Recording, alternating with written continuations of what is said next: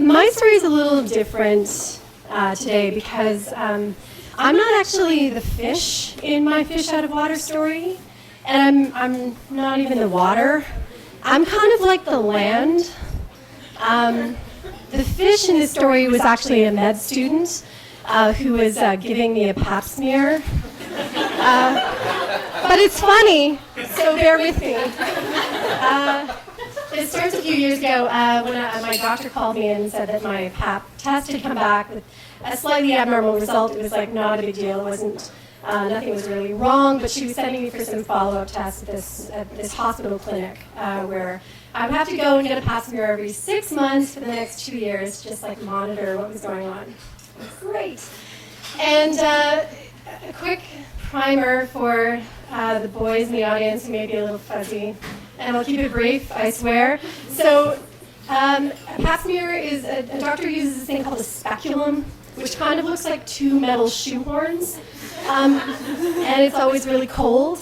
And sort of you lie back on the table and he inserts this into your, or the doctor inserts this into your vagina and sort of cranks it open. And uses this swab to like sample some cells. It's not painful, but it's not wonderful. You know? It's just kind of unpleasant. It's like an unpleasant way to spend part of an afternoon. So I'm in the clinic for one of these appointments, and the nurse shows me into the examination room and says, We have a med student with us today. You know, is it okay if he washes? And I'm like, sure, whatever, fine, it's no big deal. And she leaves, and the doctor comes in with his student, and he says, you know, actually, our student has actually washed a few of these. Is it okay if he just performs your examination? And I look at the student, and you know, the student does not look ready for this. He mostly looks really nervous and really green and like Doogie Howser young, you know, but like without Doogie Howser's like confidence and charm, you know, and he's sweating, which does not make me feel happy like at all. But I'm not that great around nervous people. I guess no one really is, but you know, I have this sort of pathological need sometimes to like reassure people and like make them feel comfortable. And sometimes this is a really good thing. Like, I throw a hell of a dinner party. Like, come to my house and there's like always like 3 to 4 times too much food. And your glass will never be empty, but you know, sometimes it's like a less ideal reaction to a situation. Like, I was always really terrible at first dates because like, even when things were going really poorly, like, I really wanted these poor, awkward boys to like feel like they were doing really well. And you know what? Sometimes they just weren't doing really well.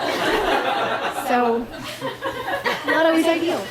So, you know, I look at this student and I really feel for him. I have like empathy for him, and you know, he's here, you know, to learn this really important thing. Like, on a certain level, this appointment is like no longer about me. This is about him. You know, he's got to learn this skill, this really important skill that he's going to, you know, be a real doctor someday, and like he needs my help. And you know, I want him to do well. Like, I want him to have the best experience of my vagina that's possible. Anyway, so I say yes, sure, he can do my pap, like absolutely. And I try to be really positive and really encouraging. So he sits down and he, you know, gets ready, and his first stab, which is an accurate, if unfortunate, turn phrase here. So he sort of, yeah, I know.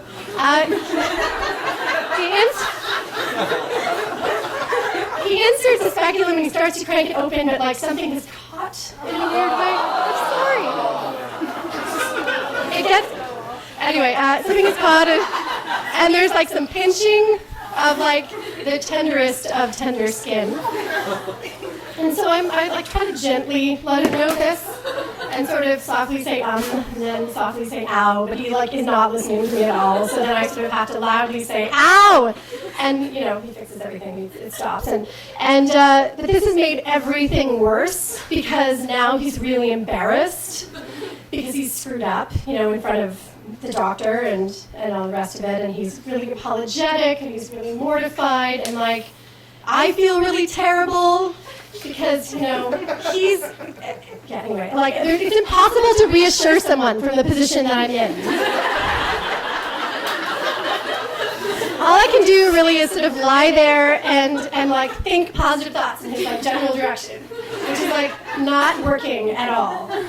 So he sort of, starts again, all flustered, and like I can hear him breathing now, which like is not great. And anyway, he inserts the speculum and he cranks it open, and it's like fine. And I'm like, we cleared the first hurdle, like good. And then he like turns to get the swab, and like I think that maybe he didn't insert it far enough. I don't know.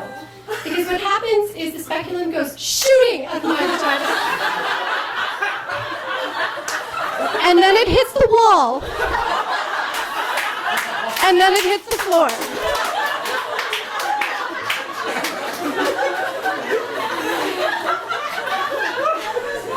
And then there is the longest moment of silence. And like none of us can look each other in the face.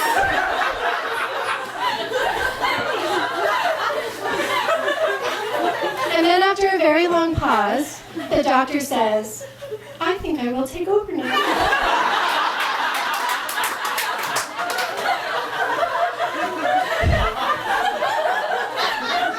And we all agreed that this would be best. So it was one of my last appointments at the clinic, and I have no idea what happened to this med student, but like part of me really wishes that, he occasionally tells this story. I occasionally tell this story, like his own weird fish out of water story of like all the shit he fucked up when he was a med student, like sitting around having beers with other doctors and going, seriously guys, it hit the wall. And then it hit the floor. Thank you.